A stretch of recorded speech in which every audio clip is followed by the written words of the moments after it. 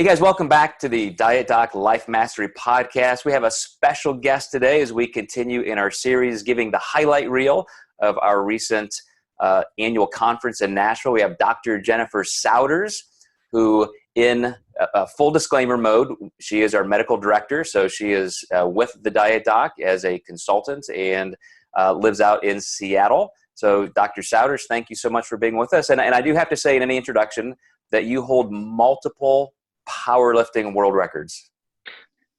Don't embarrass me. Thank you for having me, even if you're going to embarrass me. Well, you know, one of the reasons I say that, of course, is because anytime you give somebody an academic position or title or introduction, you know, you kind of miss out on the credibility on the street side, which is this is somebody who knows how to lift weights and who knows the entire fitness game. Well, that's a great point. Yeah, I mean, I've like you, I think I started when I was about 14 years old with bodybuilding, and then moving into powerlifting. Yeah, so it's a life pursuit for sure. And these are recent. These are not things like, oh, she got these world records 20 or 30 years ago. I mean, you are still fighting in the game for that kind of progress. Right. Yeah. So tell us about that last one. What was that like? So keeping it real for the skinny old lady group. Yay! So one of the things I think that's really interesting about powerlifting is as you age, the competition really is different, because a lot of my competition from years ago isn't doing it anymore. And that's, you know, that's injuries accumulated and medical conditions and life changes and who knows what else. So just staying in the game is really a challenge, both mentally and physically. But for me, my prep for this past competition was a challenge because I had an injury. You know, the problem with being someone who's strong is that you're always called on to move, right? So your friends are moving. You got to go move some boxes. So my daughter was moving on Labor Day weekend last year. And I did injure my back moving a flat screen TV that was ginormous, you know, doing it by myself. So the prep was involving not just regular powerlifting prep where you're peaking, but it was also tons of rehab. So I was rehabbing twice a day, adding on top of that, you know, yoga and foam rolling and, you know, all those other self-care things. And I wasn't able, once I added all that volume, I wasn't able to maintain my weight class. So now I'm way below weight class, but still above the one below it. So now I also start dieting down to the lowest weight class. So I came in, I entered in the 97-pound weight class in the age 55 to 60 groups. Now you know how old of a fart I am. And I came in weighing around 94 pounds. I don't remember the exact number. I had peaked properly in terms of my lifting, and I was basically at stage bodybuilding competition level, very, very close, you know, body comp wise. And I wound up getting the lifts of my life.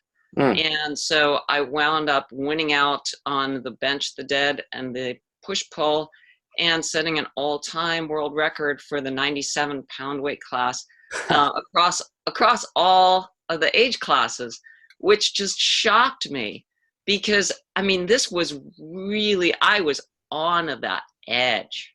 So let's talk about what an outlier you are, because, you know, I mentioned education and stereotyping, and anybody who does not have a lot of formal education typically kind of falls back on, oh, well, those people are just nerds. They don't know what they're talking about. And it's a way to, of course, make themselves feel like they're in the common sense, smarter crowd.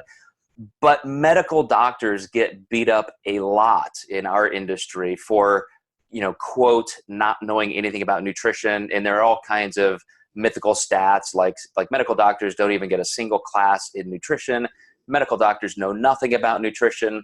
And I want to walk this line fairly, because I know you don't get a lot of nutrition, but medical doctors, just by way of the amount of education you have in biology and physiology, it's not like you know nothing. So in your perspective, general practitioners across the country, people on the front line of trying to help clients or patients who need to lose weight or are struggling with obesity, hypertension, diabetes, where do you think the state of medicine is in that fight? Well, it's obviously going to be different for different practitioners and different backgrounds. I think how you train and where you train is going to influence that. So, there's going to be always individual variations. But if I was to give kind of just a general gut check feeling about where we are based on the people I interact with, I would say that we do know about nutrition, certainly. There is more education now than there used to be. But I think more of the focus on nutrition in medicine is its contribution to disease states. So I think we know more of it from an epidemiologic standpoint. And you and I could go on forever about the problems with epidemiologic research in nutrition and health. So I won't go down that path, but I'm just going to say there is the same problem for medical practitioners as the general public. There is a sense of overwhelm. So trying to synthesize that in terms of a health-based plan and how best to advise your patients in terms of both weight maintenance, weight loss, dietary health, what you should be eating, basically. I think we struggle like the general public does in some regard because of the general overwhelm and the trends, the influence of social media and popular diet trends is very high. You'll have people coming to you who say, I want to do the ketogenic diet, or I want to do this, or I want to do Whole30, I want to do this. And if they're motivated, your inclination is to support them in anything that they want to do. But when it does come down to the nuts and bolts of day-to-day maintenance and management and how to set up a meal plan and macronutrients, we really are lacking. We do not know. And it's actually the rare practitioner who does know about this, and typically it's people like myself who we're really in-depth self-taught because we have our own personal interests and we have a real personal need to dig in deep. But I think for a lot of people there just isn't the time or the opportunity or the incentive. I mean, most of us have a nutritionist to refer to, and that will be our default when it comes down to the real nuts and bolts of how to put a nutrition plan into action. And I think that's really the biggest point we can take away from that, which is, of course, doctors are smart and understand the physiology, but you also are just busy. You are not there. It's not your job to create meal plans and track nutrition and give necessarily diet advice. That's why physicians refer to specialists. And so that's that's another really good thing to discuss. And I know this was part of your presentation in Nashville at the Diet Doc annual conference. But before we get into that, let me just ask a question about the legality, because still to this day in all 50 states, there are restrictions that say unless you're a registered dietitian or a medical doctor, you cannot do general meal planning, meal advice, nutrition prescription. You could only teach. So the way I like to tell people is, if you say an apple a day is good for you, that's education, that's fine. As soon as you say, I want you to eat an apple a day, now you have prescriptively started treading in an area that is almost like music piracy. It's illegal, but how many people are getting caught? How many people really care? How is that really policed? On your side of the fence as a medical doctor, do you see that as a concern? Because we're in this proliferation of everybody in the world who has ever lost a few pounds or has done a bodybuilding contest is all of a sudden a nutrition coach. And they're taking advantage of this environment of fitness entrepreneurship, which I think on one side is fantastic, and that's going to lead to some great things. But I think it's also pretty dangerous, and I see a lot of the tragic elements of that. So what is your perspective as a physician? So I do think that there can be a lot of harm done by unscrupulous nutrition advice. And again, we're talking about advice. I think it's a distinction to make sure that people are aware that it's coaching. And my feeling would be that the best way to work with people is, let's remember this is just food, right? You don't, unless you're going to one of these new pop-up like food pharmacies and things, if you are coaching, you should not be telling people you have to eat this. You should be putting meal plans together that serve as an example. They're a template, right? But this is your food. I mean, if I have you on a meal plan and it doesn't feel good to you, well, for crying out loud, just eat, right? I mean, this is not the same as like, I don't feel good on my blood pressure medicine, so I'm just going to stop it. And then you get a hypertensive crisis, right? This is food. So we do have to approach it, I think, from a lifestyle standpoint and an education standpoint. And what concerns me is that there are certain people whose approach may not be educational, but their approach may be somewhat prescriptive or very, very rigid. And they will tell people you will eat this and you will eat that. And I've been through that kind of coaching myself. I've been on the receiving end of it. Now, as far as how that's perceived in the medical profession, I don't know how much awareness we have of how it's going on and what it's affecting our patients in what degree as practitioners. I think our only sense of awareness comes if a patient returns to us for a routine follow-up medical visit and we notice some significant health changes or the person voices concerns, if there are changes in bone health, if there are changes in energy, mood, if someone starts to discuss, disordered eating, things like that. So much of our awareness is predicated on whether our patients actually report to us. And we oftentimes may not have any awareness that they're working with someone or how they're working with that person, unless it's an RD nutritionist that we've referred to. And of course, then they do have the prescriptive authority. Mm-hmm. Right, and I'll give you a good example. First of all, you and I are both a little bit spoiled because we have you as a medical director. We have Dr. Braunreiter as a co-medical director. We have other physicians in our company. We have so many allied health people, even as peer program owners, from nurse practitioners to pharmacists and on down the line. And so, number one, that's not normal. First of all, that gives us the authority to train and support nutrition coaches. But I think of the person out there just very rogue on their own, no secondary education, and they're just all of a sudden hanging a shingle. They are a nutrition coach, and they really have no support. They just have their own internet education.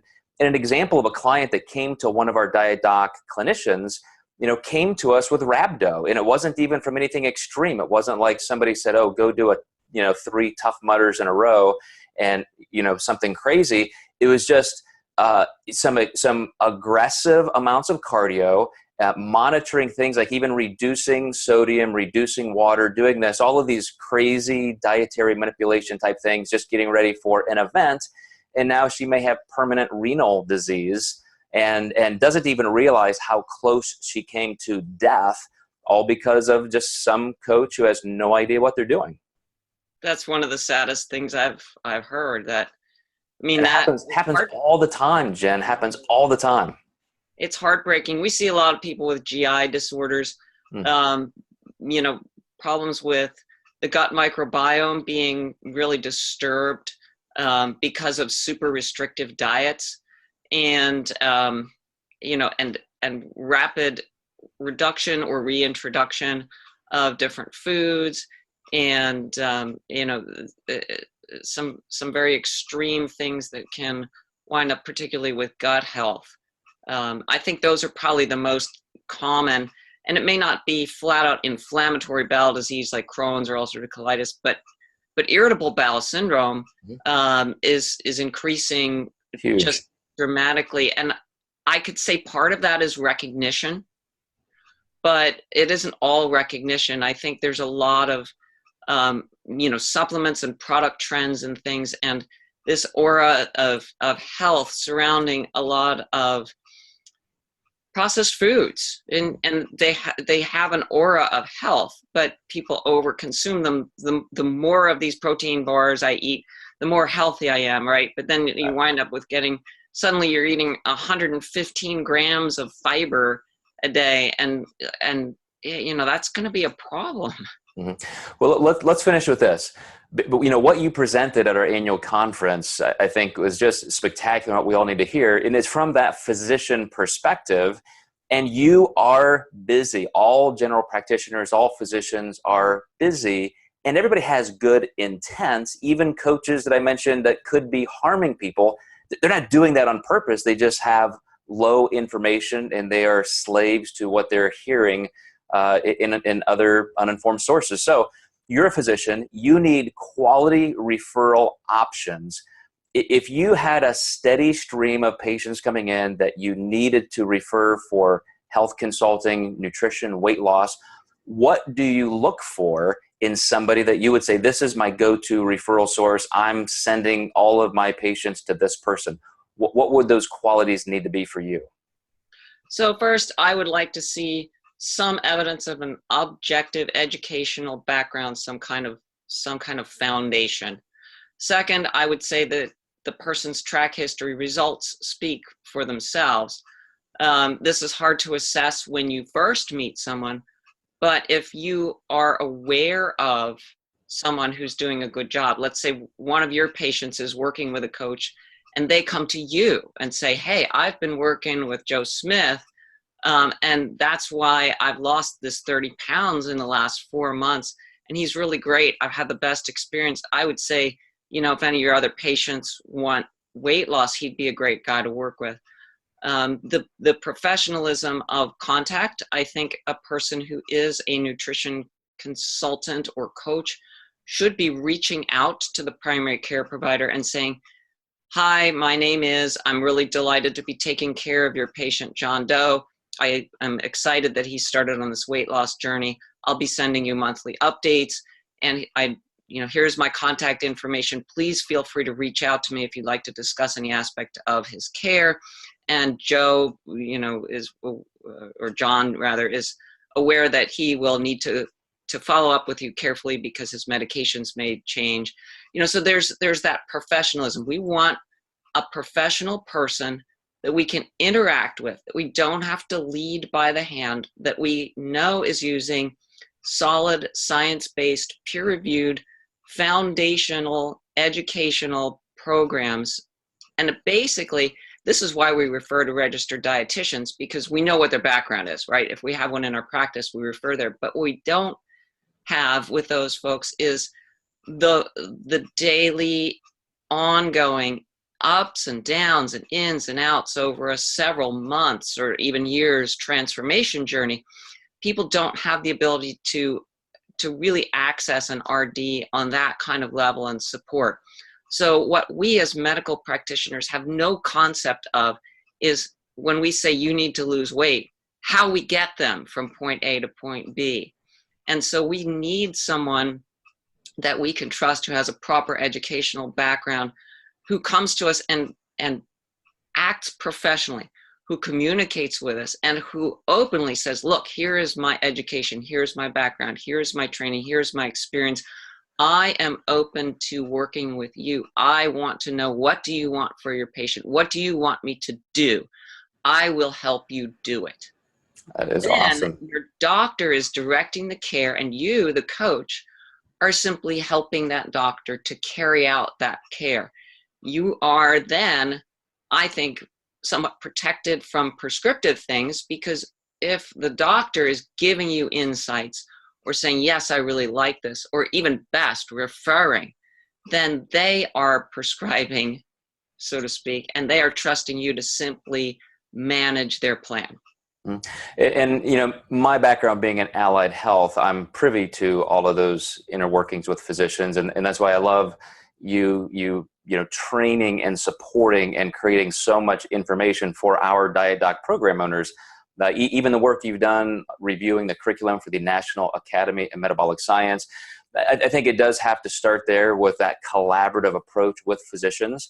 And it's just amazing when we can find somebody like yourself that has all of the authority, credibility, knowledge, experience, expertise as a physician, yet you really do understand the preventative health and just fitness world. That's incredible. And so again, we are so lucky and thankful to have you, Dr. Souders. And thanks for being part of our annual conference, which we are continuing to highlight through this series. And as always, we will hopefully catch you again next time with another good topic. Great. Thanks for having me, Joe. All right, guys, and thank you for watching and listening. We'll catch you next time.